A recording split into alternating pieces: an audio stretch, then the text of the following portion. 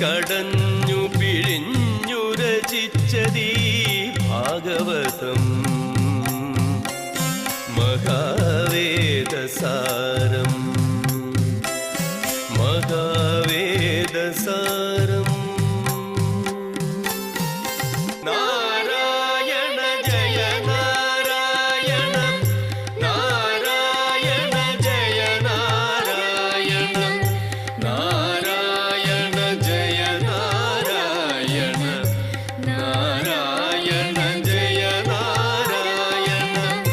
സത്തുക്കൾ നിത്യമായി പാരായണം ചെയ്യും ഉത്തമവേദമീ ഭാഗവതം.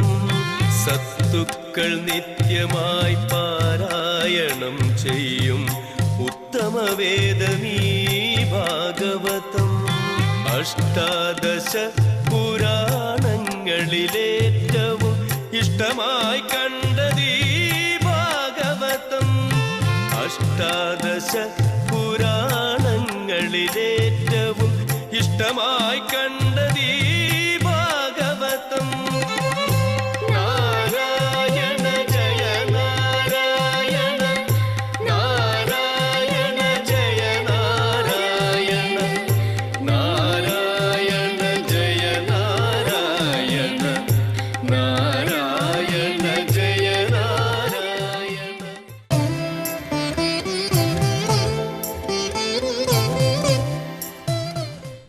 ഓരോ ദിവസവും നമ്മൾ ജീവിതം ആരംഭിക്കുമ്പോൾ, നമ്മൾ കിടക്കയിൽ നിന്ന് എണീറ്റ് ജീവിതം ആരംഭിക്കുമ്പോൾ നമ്മുടെ ചിന്തകൾ ചിന്തിക്കാൻ തുടങ്ങുന്നു. നമ്മളൊന്ന് ശ്രദ്ധ വയ്ക്കുകയാണെങ്കിൽ നമുക്ക് കാണാം, നമ്മുടെ ചിന്തകളൊക്കെ ഉണ്ടല്ലോ, നമുക്ക് ചെയ്യേണ്ട കാര്യങ്ങളെക്കുറിച്ചും നമുക്ക് അനുഭവിക്കേണ്ട കാര്യങ്ങളെക്കുറിച്ചൊക്കെയാണ് ആ സമയത്ത് ചിന്തിച്ചുകൊണ്ട് തുടങ്ങാം. എനിക്ക് എണീക്കണം, എനിക്കത് ചെയ്യണം, എനിക്കിത് ചെയ്യണം, ഇങ്ങനെ ഒരുപാട് ചിന്തകൾ നമുക്ക് എനിക്ക് ചെയ്യണം, എനിക്ക് ചെയ്യണം, എനിക്ക് ചെയ്യണം, അങ്ങനെയല്ലേ? നോക്കൂ നിങ്ങൾ, എല്ലാം എനിക്ക് ചെയ്യാനുള്ള കാര്യങ്ങളെക്കുറിച്ചാണ് നമ്മൾ തുടങ്ങുന്നത്. അങ്ങനെ നമ്മൾ നമ്മുടെ ജീവിതത്തിൻ്റെ തുടക്കം ആദ്യം ആരംഭിക്കുന്നത് എനിക്ക് എന്നുള്ള ചിന്തയിലാകുമ്പോൾ നിങ്ങൾ കൂടുതൽ പ്രയോറിറ്റി കൊടുക്കുന്നത്, പ്രാധാന്യം കൊടുക്കുന്നത് ഈ ഞാൻ എന്ന് പറയുന്ന മനസ്സിനാണ്. കൂടുതൽ പ്രാധാന്യം കൊടുക്കുന്നത് ഞാനെന്ന് പറയുന്നൊരു ചിന്തകളുള്ള മനസ്സിനാണ്. അപ്പോൾ മനസ്സ് കുറേ ചിന്തകളായിട്ട് നമ്മളെ ഓരോ പ്രവൃത്തിയിലേക്ക് പ്രേരിപ്പിച്ചുകൊണ്ടിരിക്കും. എന്നാൽ ആ നിമിഷം നമ്മൾ അല്പനേരം ഒന്ന് നമ്മുടെ ജീവിതത്തെ നമുക്കൊന്ന് കണ്ണു തുറന്ന് കാണാൻ ശ്രമിക്കുകയാണെങ്കിൽ, ഈ ഞാനെന്ന് പറയുന്നത് പോലും, എനിക്ക് ഞാനെന്ന് പറയാൻ പോലും സാധിക്കണമെങ്കിൽ എന്നിൽ ആര് വേണം? ഉള്ളിൽ നിറഞ്ഞിരിക്കുന്നൊരു ചൈതന്യം. സംശയമില്ല. കാരണം ഉറക്കത്തിൽ ഞാനുണ്ടായിരുന്നില്ല എന്ന് പറഞ്ഞു കഴിഞ്ഞാൽ അർത്ഥം ഞാൻ പരിപൂർണ നിദ്രയിലായിരുന്നു. പക്ഷേ അപ്പോഴും ഈ ശരീരം നിലനിന്നിട്ടുണ്ട്, അപ്പോഴും ഈ ശരീരത്തിലേക്ക് പ്രാണവായു പ്രവേശിച്ചിട്ടുണ്ട്, അപ്പോഴും ഈ ശരീരത്തിലെ ദഹനപ്രക്രിയകൾ നടന്നിട്ടുണ്ട്, ഹൃദയം പ്രവർത്തിച്ചിട്ടുണ്ട്, രക്തം അത് ചലിച്ചിട്ടുണ്ട്, മലമൂത്രാദികൾ വേർതിരിഞ്ഞിട്ടുണ്ട്. ഇതൊക്കെ നമ്മുടെ ശരീരത്തിൽ നടക്കുന്നുണ്ടെങ്കിൽ ഇതൊന്നും ചെയ്തത് ഞാനല്ല. ആണോ? അപ്പോൾ പിന്നെ ഏതൊരു ശക്തിയുടെ സാന്നിധ്യത്തിൽ നടന്നു? ഉള്ളിൽ നിറഞ്ഞിരിക്കുന്നൊരു ചൈതന്യം തന്നെയാണ്. ആ ചൈതന്യമാകുന്ന സത്യമാണ് ഈ ശരീരത്തെ നിലനിർത്തിയതെങ്കിൽ എൻ്റെ ആശ്രയം തുടങ്ങുന്നത്, എൻ്റെ ജീവിതം തുടങ്ങേണ്ടത് ആരിലേക്ക് നമ്മൾ കണക്ട് ചെയ്യണം? ആ ഭഗവാനിലേക്ക് അല്പനേരം നമ്മുടെ ജീവിതത്തെ നമുക്ക് കണക്ട് ചെയ്യാൻ അവിടെ നിന്ന് നമുക്ക് സാധിച്ചു കഴിഞ്ഞാൽ, നമ്മുടെ ജീവിതത്തിൽ പ്രധാനപ്പെട്ടതായി ഈശ്വരനെ നമ്മൾ കാണാൻ തുടങ്ങിക്കഴിഞ്ഞാൽ ക്രമേണ നമ്മുടെ ചിന്തകൾ മാറി വരും. എന്താ നമ്മുടെ ചിന്തകൾക്കുണ്ടാവുന്ന മാറ്റം? എനിക്ക് ചെയ്യണം, എനിക്ക് നേടണം, എൻ്റെ ഇഷ്ടം എന്ന് പറയുന്നതിന് പകരം നമ്മൾ പറയും എല്ലാം ഭഗവാന്റെ ഭഗവാന്റെ ഭഗവാന്റെ എന്ന് നമ്മൾ പറയാൻ തുടങ്ങും. അങ്ങനെ നമ്മൾ എന്തു ചെയ്യുമ്പോഴും ഇത് ഭഗവാൻ തന്നിരിക്കുന്ന ഒരു അനുഗ്രഹമാണ്, ഞാൻ കേവലം ഒരു ഭഗവാന്റെ കയ്യിലിരിക്കുന്ന ഒരു ഉപകരണമാണ്, നിമിത്തമാണ്. അതുപോലെ എന്ത് അനുഭവങ്ങൾ വരുമ്പോഴും നമ്മൾ പറയും ഇത് ഭഗവാൻ തന്ന പ്രസാദമാണ്. അപ്പം നമ്മുടെ ആറ്റിറ്റ്യൂഡിൽ വലിയൊരു മാറ്റം സംഭവിക്കും. ഈ മാറ്റം നമ്മുടെ ജീവിതത്തെ വളരെയധികം സ്വാധീനിക്കുന്നു എന്നുള്ളത് ഈവൻ അടുത്ത കാലത്ത് ഈ മെഡിക്കൽ സയൻസിൽ ഒരു വലിയ വിപ്ലവമുണ്ടായി.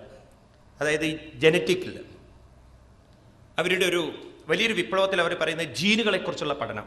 ഇപ്പം അതിൻ്റെ ഒരു ലോകമാണ്, ലോകത്തിൽ നടന്നുകൊണ്ടിരിക്കുന്ന വലിയൊരു വിപ്ലവാത്മകമായിട്ടുള്ള ഗവേഷണമാണ്. അതായത് നിങ്ങളുടെ ശരീരത്തിലുള്ള രോഗങ്ങളെ പരിഹരിക്കാൻ, നിങ്ങളുടെ ശരീരത്തിലുണ്ടാകുന്ന രോഗങ്ങളൊക്കെ നേരത്തെ തന്നെ ഈ ജീനുകൾ ഉണ്ടായിരുന്നു എന്നും അതിനെ പരിഹരിക്കാനുള്ള മാർഗവും അതിനകത്തുണ്ട് എന്നൊക്കെയാണ് അവർ പറഞ്ഞുകൊണ്ടിരിക്കുന്നത്. അപ്പം ഇത്തരത്തിലുള്ള ഈ സയൻസിൽ അടുത്ത കാലത്ത് ബ്രിട്ടീഷിലൊരു മെഡിക്കൽ ജേണൽ ഒരാൾ കാണിച്ചു തരുന്നു. അപ്പോൾ അതിൽ പറഞ്ഞിരിക്കുന്നതാണ് ഒരു എവല്യൂഷണറി ടേണിംഗ് പോയിന്റിലേക്ക് അവർ വന്നുകൊണ്ടിരിക്കുകയാണ് അത്രേ. കാരണം അവർ പറയുന്നു we had an illusion about health, it is controlled by genes എന്നാണ്. അവരുടെ വാക്കുകളാണ്, മെഡിക്കൽ ജേർണലിൽ എഴുതിയതാണ്. എന്നിട്ട് അവർ പറയുന്നു now we are realizing that our reactions and perceptions of the environment directly control the activity of gene എന്നാണ്. അതായത് ശരീരമല്ല മനസ്സിനെ ഇൻഫ്ലുവൻസ് ചെയ്യുന്നത്, your reactions and perceptions are influencing your gene എന്ന് പറഞ്ഞാൽ നിങ്ങളുടെ വ്യക്തിത്വത്തെ മാറ്റിയെടുക്കാൻ ആർക്ക് സാധിക്കും? നിങ്ങളുടെ റിയാക്ഷൻസ് ഒക്കെ എവിടെയാണ് നടക്കുന്നത്? നിങ്ങളുടെ ശരീരത്തിലോ അതോ മനസ്സിലോ? അപ്പം നേരത്തെ അവർ ശരീരത്തിന് പ്രാധാന്യം കൊടുത്തിരുന്നെങ്കിൽ ഇപ്പം അവർ പറയുന്നു ശരീരത്തെക്കാൾ കൂടുതൽ പ്രാധാന്യം കൊടുക്കേണ്ടത് മനസ്സിനാണെന്ന്. എന്നിട്ട് അവർ പറയുന്നു മെൻ്റൽ ഹെൽത്ത് ഇൻ്റർഫിയർ അവർ ജനറ്റിക് റെഗുലേഷൻസ് എന്നാണ്. അപ്പം ഇപ്പം അവർ അത്തരത്തിലുള്ള ചിന്തകളിലേക്ക് വരുമ്പോൾ ഭാഗവതമൊക്കെ നേരത്തെ ഇത് തന്നെയാണ് പറഞ്ഞു വെച്ചത്. നിങ്ങളുടെ ശരീരത്തിൻ്റെ കാര്യങ്ങളെപ്പോലും മാറ്റിയെടുക്കാൻ ആർക്ക് സാധിക്കും? മനസ്സിന് സാധിക്കും. അവിടെ ഭാരതീയ ഋഷീശ്വരന്മാർ ഇതിന് കൂടുതൽ പ്രാധാന്യം കൊടുത്തപ്പോൾ നമ്മളിൽ പലരും അത് തിരിച്ചറിഞ്ഞില്ല എന്ന് പറയുകയാണ്. അതുകൊണ്ട് നാം ഇത്തരത്തിലുള്ള ചിന്തയിലേക്ക് കടക്കുമ്പോൾ നമ്മുടെ മനസ്സ് ക്രമേണ നമ്മളോട് പറയും ഒന്നിനെക്കുറിച്ചും വിഷമിക്കേണ്ട കാര്യമില്ല, അധികം ദുഃഖിക്കേണ്ട കാര്യമില്ല. കാരണം കൂടെ എപ്പോഴും ഭഗവാനാകുന്നൊരു ശക്തിയുണ്ട് എന്നുള്ളൊരു ആത്മവിശ്വാസം നമുക്ക് തരും. നമ്മുടെ പെർസെപ്ഷൻ തന്നെ മാറും, നമ്മുടെ ജീവിതം തന്നെ മാറും. ഒരിക്കലൊരു രാജാവ് വളരെ സത്യസന്ധനും നീതിമാനും ധർമ്മിഷ്ഠനും ശാസ്ത്രങ്ങളൊക്കെ നല്ലവണ്ണം പഠിച്ച് മനസ്സിലാക്കിയൊരു രാജാവ്.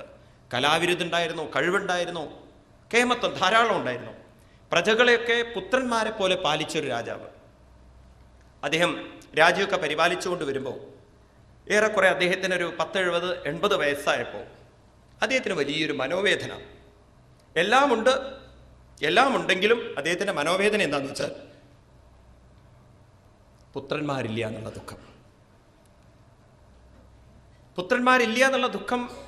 പുത്രനില്ലാത്തത് കൊണ്ടുള്ള ദുഃഖമല്ല, ഈ രാജ്യം ഭരിക്കാൻ ഒരാളെ എനിക്ക് കിട്ടിയിട്ടില്ലല്ലോ എന്നുള്ളൊരു ദുഃഖം. അപ്പോൾ ഇദ്ദേഹത്തിൻ്റെ ഭാര്യ പ്രസവിച്ചിരുന്നു, പക്ഷെ കുട്ടി മരിച്ചുപോയി. ഇദ്ദേഹം ദത്തെടുത്ത ഒരു കുട്ടിയെ ആ കുട്ടിയും മരിച്ചുപോയി. അപ്പം പിന്നെ അദ്ദേഹം ദത്തൊന്നും എടുക്കാൻ നിശ്ചയിച്ചില്ല, വേണ്ടാന്ന് വെച്ചു. ഏതായാലും 80ാമത്തെ പിറന്നാൾ ആഘോഷിക്കുമ്പോൾ രാജാവ് നിശ്ചയിച്ചു ഇനി എനിക്കൊരു പിൻഗാമിയെ കണ്ടെത്തിയേ പറ്റുള്ളൂ. അദ്ദേഹം മന്ത്രിമാരെയൊക്കെ വിളിച്ചു, കൂടിയാലോചനകൾ ചെയ്തു. മന്ത്രിമാരോട് പറഞ്ഞു ഞാൻ എൻ്റെ പിൻഗാമിയെ തിരഞ്ഞെടുക്കാൻ നിശ്ചയിച്ചിരിക്കുന്നു. അപ്പോൾ മന്ത്രിമാർ തെറ്റിദ്ധരിച്ചു അവരുടെ ഇടയിൽ നിന്നാവുന്ന ഒരാളെന്ന്. രാജാവ് പറഞ്ഞു നിങ്ങളുടെ ഇടയിൽ നിന്നല്ല, എനിക്ക് വേണ്ടത് മന്ത്രിമാരെ 20-40 വയസ്സുള്ള എല്ലാ ചെറുപ്പക്കാരെയും നമ്മുടെ കൊട്ടാരത്തിലെ വലിയ മൈതാനത്തിൽ പന്തൽ കെട്ടിയിട്ട് അങ്ങോട്ട് ക്ഷണിക്കണം എന്ന് പറഞ്ഞു. എനിക്ക് അവരെ അഭിസംബോധന ചെയ്യാനുണ്ട്. എന്തിനാ രാജൻ? ഞാൻ അവരിൽ നിന്നൊരാളെ എൻ്റെ അടുത്ത പിൻഗാമിയായിട്ട് തിരഞ്ഞെടുക്കാൻ പോകുന്നു. വളരെ അതിശയായി എല്ലാവർക്കും, കാരണം ഇതുവരെ രാജാക്കന്മാർ അങ്ങനെ ചെയ്യാറില്ല.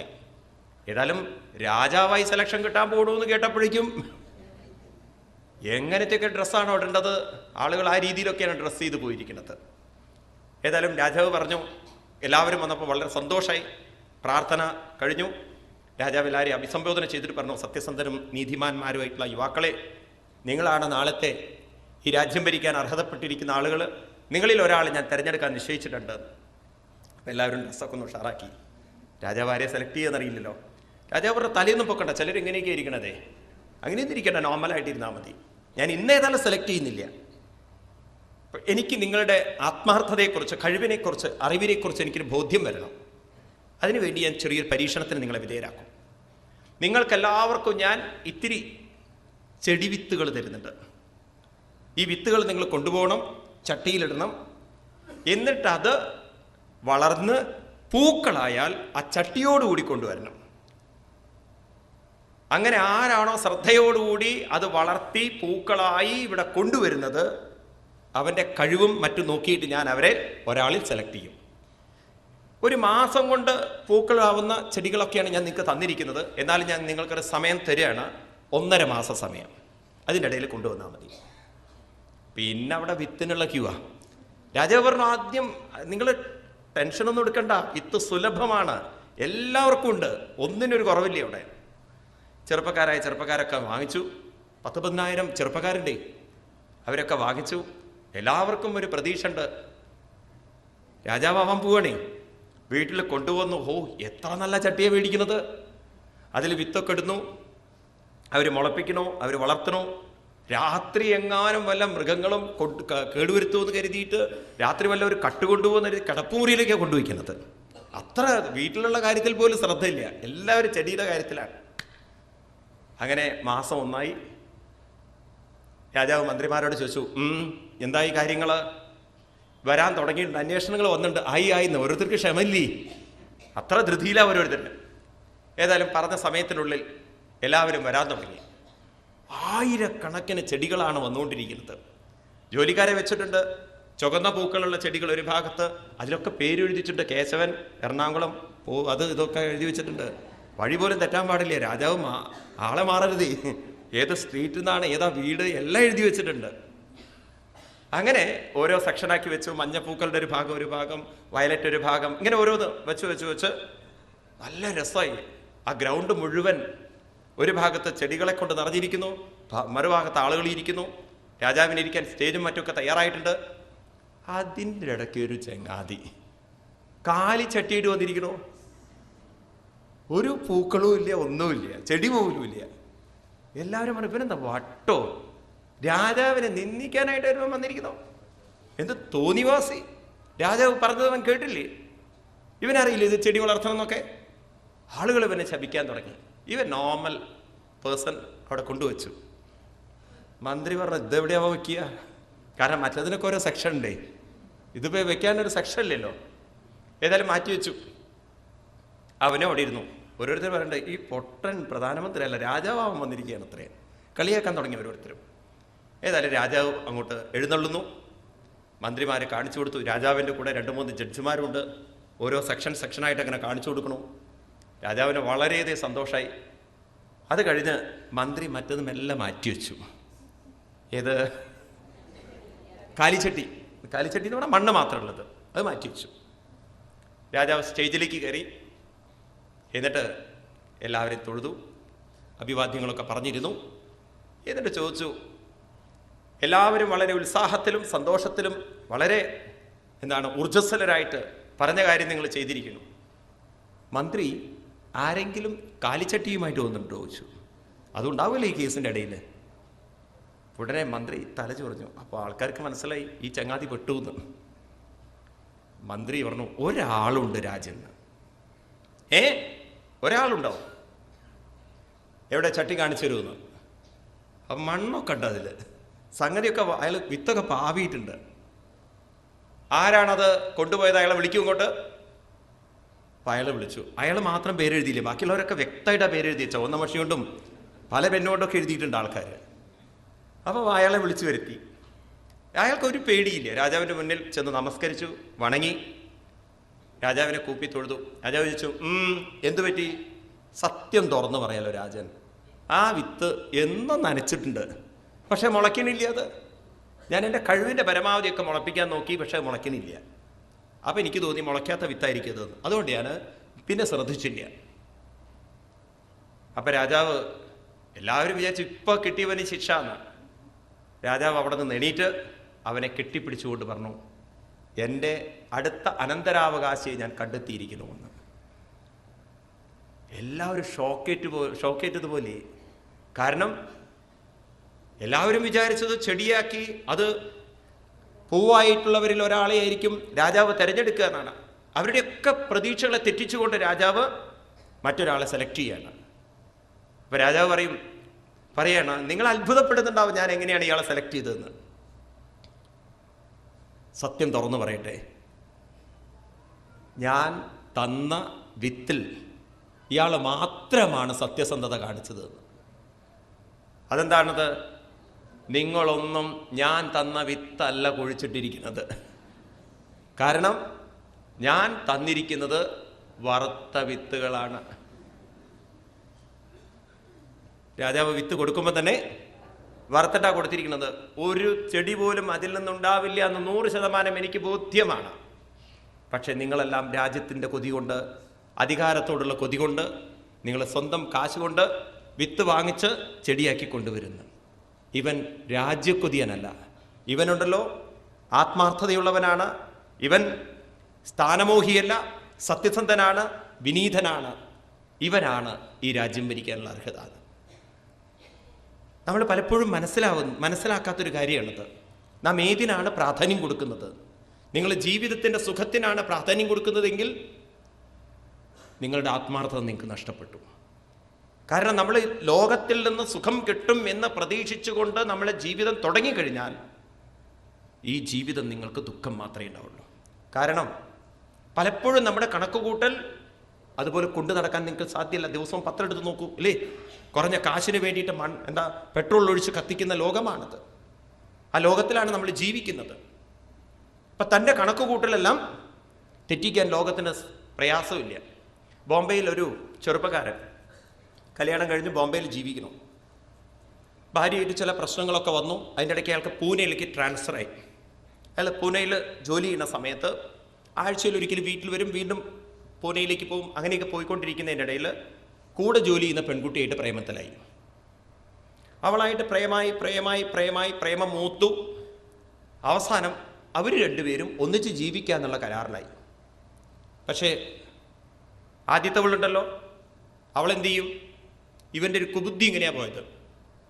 ഭാര്യയോട് പറഞ്ഞു, ബോംബെയിലുള്ള ഭാര്യയോട് പറഞ്ഞു, നമുക്ക് പൂനെയിൽ പോയി സെറ്റിൽ ചെയ്യാമെന്ന്. കുറച്ചു കാലം പൂനെയിൽ പോയി താമസിക്കാമെന്ന്. അവൾക്ക് വളരെ ഇഷ്ടമായി. പൂന എന്ന് പറഞ്ഞാൽ നല്ല സ്ഥലമാണ്. അങ്ങനെ പൂനെക്ക് കൊണ്ടുപോവുകയാണ് ഭാര്യയെ. കൊണ്ടുപോയത് നൈറ്റ് ട്രെയിനിലാണ്. ഏറെക്കുറെ ഒരു 10-11 മണിയായപ്പോൾ ട്രെയിൻ പൂനെയിൽ ക്രോസ് ചെയ്യാണ്. ലോണാവാല എന്നുള്ളൊരു സ്ഥലമുണ്ട് അവിടെ. ഹൈ റേഞ്ച് സ്ഥലമാണ്, വളരെ പ്രകൃതി മനോഹരമായിട്ടുള്ള സ്ഥലം. അന്നാണെങ്കിൽ പൂർണിമ, ചന്ദ്രൻ നിറഞ്ഞിരിക്കുന്ന ദിവസം. ഇയാൾ ആ ഭാര്യയും കൊണ്ട് ഡോറിൻ്റെ അടുത്ത് വന്നിട്ട് ഡോറ് തുറന്നിട്ട് ഭാര്യയോട് പറയാണ്, നോക്കൂ എന്ത് ഭംഗിയാണ് ഈ നിലാവ് കാണാൻ, ഈ നിലാവിൽ കുളിച്ചു നിൽക്കുന്ന ആ പ്രകൃതി കാണാൻ എന്തൊരു ഭംഗിയാണ് എന്നൊക്കെ പറഞ്ഞിട്ട് ഭാര്യയെ ഇങ്ങനെ കാണാൻ പ്രേരിപ്പിച്ചു.